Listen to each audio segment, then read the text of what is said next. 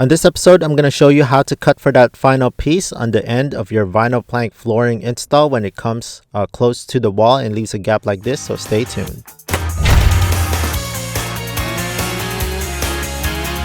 Welcome to Fix This House. If you're new to the channel, please consider pressing the subscribe and notification bell. I know I've been getting a lot of questions on my vinyl plank flooring videos on when it comes to the end of my vinyl plank flooring. So I'm making this short video, nothing too long.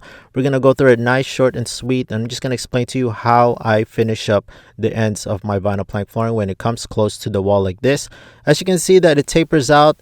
I measured the length first of what I need. In this case, I got about 34.5 inch that I need to cover. I'm just using my scrap piece. You don't have to use a brand new piece, but make sure that you save those scrap pieces when you're doing your vinyl plank flooring, because when it comes to circumstances like this, you will need these pieces. Okay, so make sure that you use the tongue or groove, whichever one matches, which one clicks to the ending of your wall. In this case, on top is about 1 inch, and the bottom it tapers down to 1/2 inch. So I'm going to measure again. Measure to the face, don't include the tongue or the groove, and then measure 1 inch at the top. Measure my length. It doesn't matter which step you take it, as long as you get all the final measurements. It's totally up to you. Again, I measure 1/2 inch on the bottom. I'm going to use my my square to get that line, and then I'm going to measure up that 1/2 inch on the bottom. Again, we're just mirroring the measurements, nothing fancy or nothing too delicate. And then we're going to go get a straight edge. You can use actually another piece of vinyl plank flooring to do the straight edge, but I happen to have this long piece of level, and I'm just using that as my straight edge. Okay, so very simple. There you have it. You got 1 inch at the top, and it slowly tapers into that 1/2 inch on the bottom to that line anyways. Now to cut this piece is fairly simple. It's like cutting drywall. All you need to do is cut two, make 2 scores on the face, and then you pretty much turn it over again, just like drywall, and just snap it. And then you're going to cut that padding on the back depending on what LVP that you're using. It's just slowly, you can just easily just cut it like that. Now to cut the face on this, I'm using my jigsaw. Just like what you see here, I'm actually going to change out the bit on this because it's fairly worn out. This is a brand new piece right here.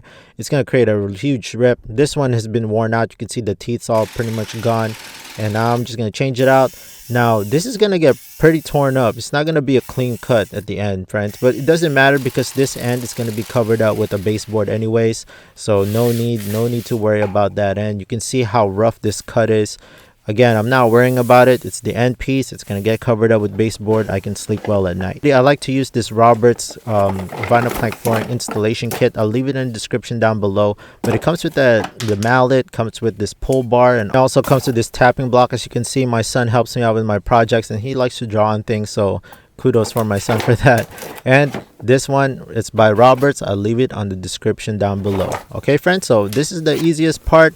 All you got to do is wedge it in. It snaps in place, tongue and groove process.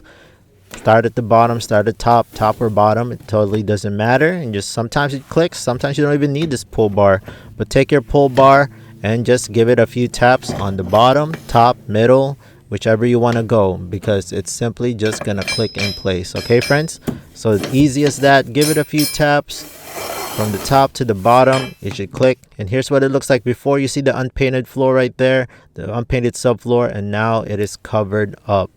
Okay, so if you've watched my newest video that I released a couple of days ago, you see that, once I put this baseboard on, it totally covers everything up and it looks nice, clean, professional.